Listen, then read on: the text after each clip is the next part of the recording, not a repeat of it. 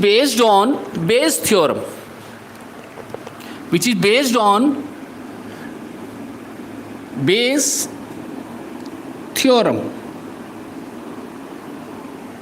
यहां पर बेटे आपको ज्यादातर जो क्वेश्चंस मिलेंगे वो इस तरीके से क्वेश्चंस मिलते हैं कि आपको कोई दो बैग दिए होंगे. This is question number 2, NCERT exercise 13.3, question number 2. There are two bags. One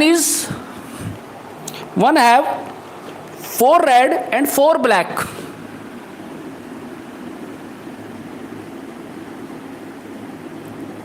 It means it will have total 8 balls.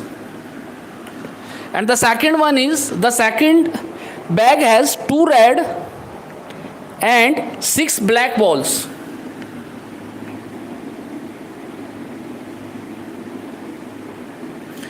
And it will have total 8 balls.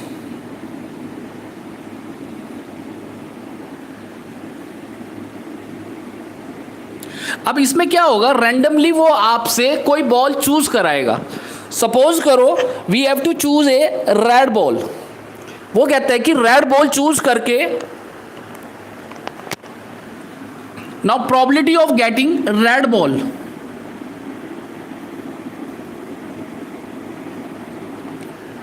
तो बेटे यहां पे टोटल बॉल्स हैं आपकी 4, 4 रेड बॉल्स, और total balls जिनमें से आपको चूज करनी है दैट इज 8 बॉल्स.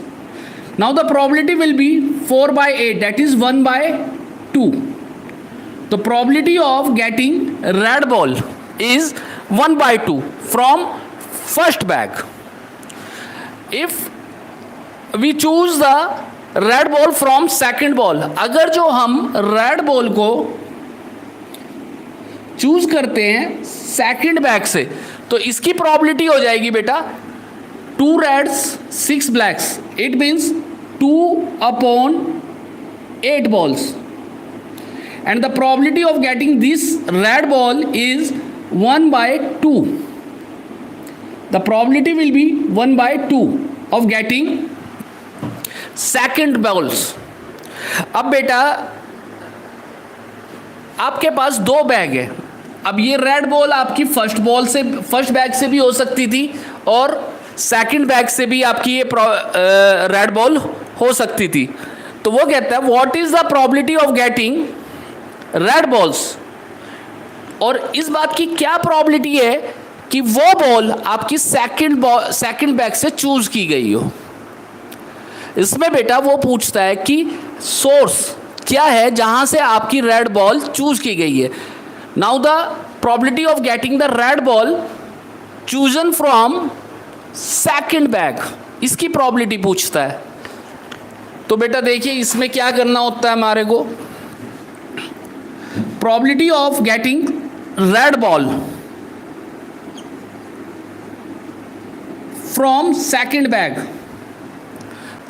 तो इसमें क्या होगा, अब बेटे इस बैग को चूज करने की जो प्रोबेबिलिटी होगी वो होगी आपकी 1/2, और इस बैग को जो चूज करने की प्रोबेबिलिटी होगी 1/2.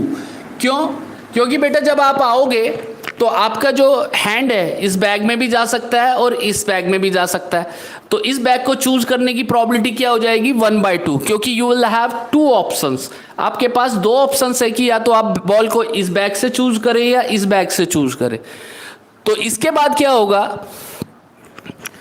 Probability of getting red ball from the second bag. तो बेटा इसके लिए आप क्या करो, टोटल जो प्रोबेबिलिटी होगी दैट इज 1/2 इंटू 1/2 प्लस इस रास्ते से आपको अगर जो ये बॉल चूज कर दी हो, इस वे से आपको अगर जो बॉल चूज कर दी हो, तो इसकी प्रोबेबिलिटी होगी 1/2 इंटू 1/2. अगर जो बेटी ये रेड बॉल फर्स्ट बैग से आती तो ये वाली प्रोबेबिलिटी थी, सेकंड बैग से आती तो आपकी ये वाली प्रोबेबिलिटी थी. लेकिन जो आपकी बॉल चूज की गई है वो फर्स्ट बैग से चूज की गई है, सॉरी सेकंड बैग से पूछ रहा है, तो सेकंड बैग की प्रोबेबिलिटी को आप ऊपर की तरफ लेके चले जाओ, तो you will get the probability of getting the second ball from the second bag. Okay.